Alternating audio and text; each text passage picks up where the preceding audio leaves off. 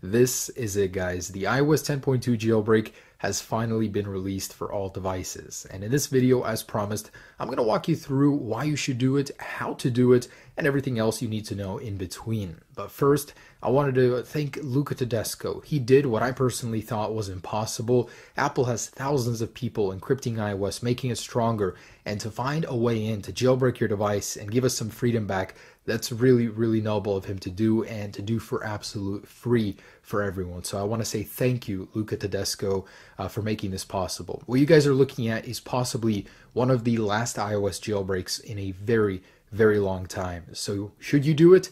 Absolutely. I mean, you can remove it at any time. This makes your device even more rare, and its value will even go up. But beyond that, you guys will be able to do so many cool things that previously you couldn't. Dark mode, tweak any little area of iOS that you don't like, change it to your liking. There's just so much you guys can do, and really, there's no reason not to. Jailbreaking has become more stable, more safe nowadays, and you can always go back to a stock device if anything. But if you guys need more convincing, I will have a link down below why you should jailbreak iOS 10. There are many good reasons for it.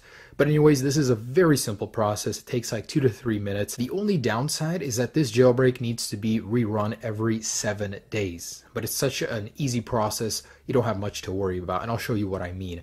But this application right here will basically not work after 7 days, and you will need to reinstall it on your computer. Other than that, this is semi-untethered jailbreak. What that means is if your battery dies or you need to reboot it, when you turn it back on, all of your jailbreak tweaks will be off. Basically, it'll be unjailbroken until you run this Yalu jailbreak once again. Now, I personally prefer semi-untethered because you can walk into an Apple store and have your device be unjailbroken, and you can get a replacement there. But yeah, you can turn it on and off at will. Anyways, let me go ahead and show you. The only requirement is that you guys are on either 10.1, 10.1.1 version number, or 10.2. So if we jump into the About, I am on 10.2. The good news is, at the time of me making this video, you guys can still update or downgrade back to 10.2 if you're not there already. So this jailbreak supports the iPhone 5S, the iPhone 6, the iPhone 6S, and even the iPhone 7. But the iPhone 7 only works on 10.1 or 10.1.1. So if you're not there, then unfortunately you cannot jailbreak at this time. All other devices are supported on 10.2, including the iPads and the iPod Touch. So let's jump in. All right, so down below, I will link you guys to 3 websites. First one, ipsw.me. This is where you guys can see if iOS 10.2 is still being signed, if you can update or downgrade to it. So for me, I have a 6S. In case I wanted to downgrade to 10.2 from 10.2.1 or 10.3, basically jump in here, and you will see 10.2 is still being signed. If this is red, then you cannot get to that firmware anymore. Now, if you have an iPhone 7 on 10.2.1 or 10.3, I would downgrade to 10.2. That is Luca Tedesco's actual recommendation, so it might receive a jailbreak in the future on that firmware. So if you do end up downloading that, go ahead and plug your device in. And this is for the people that aren't on 10.2 that want to get there.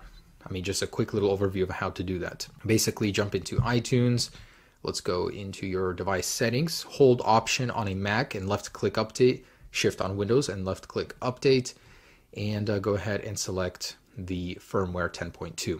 Now, whether or not you're updating or downgrading, same process. You can update to it and keep most of your data intact. It will begin to go ahead and downgrade or update. But I'm not going to do that because I am already on 10.2. So once again, verify you are on 10.2. And now visit 2 websites in the description. So CydiaImpactor.com, basically download your version, and we're going to be using this tool to install the jailbreak.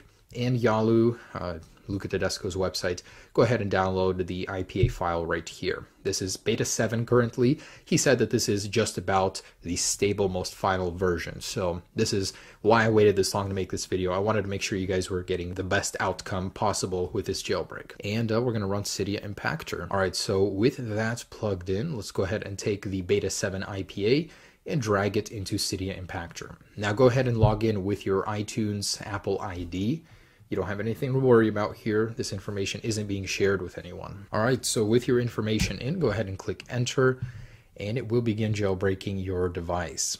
So in a moment here, we should see Kim Jong-un on our device, and that's Yalu 102, so we're 10.2. All right, so go ahead and click on it. Well, this is what you'll get. So let's jump into settings, general. We basically need to trust the profiles and device management, and go ahead and trust this one up here, or this one down here, trust. All right, we are good to go. So go ahead and open up this, and in here, just go ahead and click go. So essentially, every time you turn your device off or the battery dies, you'll need to jump into this app and click go once again, and it will just restart your device and get the jailbreak working.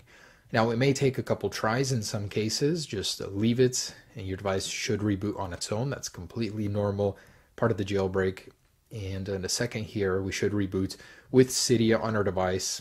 And every time you redo this, it'll get Cydia working again, because every time you reboot, Cydia will crash until you do this, just to make you guys aware. And for the people wondering if this does void warranty, indeed it does, until you can disable the jailbreak. So if you ever need your warranty back, you can turn off the jailbreak and go into the store, just hide it like in a folder or something.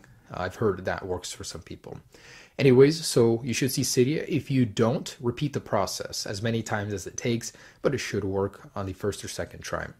And jumping into Cydia, you guys are now fully jailbroken. Mobile substrate has been enabled on this version, so all of your tweaks will begin working immediately. I actually have a couple videos on those already. I'll be releasing more. And yeah, you guys are jailbroken. It was that simple. The only thing you guys need to know is that this little icon or this app will stop working after 7 days. Unless you're a developer, it will work indefinitely, but every 7 days when it stops working, you guys will need to repeat this process. Not a big deal, but does take like 2 to 3 minutes, so just to make you guys aware of that. Otherwise, you guys are done. This is the jailbreak running on your device, and hold on to it, guys. I'm serious. This may be the last jailbreak for a very long time. So enjoy it. Go install some tweaks. Enjoy this, guys. You've been waiting so long, so yeah, if you guys have any questions, leave them down below. I'll try to get to some of them. But overall, there it is. It's a pretty stable jailbreak, better than 10.1.1. If you guys are on the iPhone 7, again, 10.1.1 and 10.1 is the only one that can be jailbroken right now, or anything 10 to 10.1.1. 10.2, nothing yet for the iPhone 7, but stay on it. I mean, who knows? Luca might pull through with another jailbreak. Anyways, guys, there it is. Thanks so much for watching, and stay tuned for jailbreak tweaks. Peace.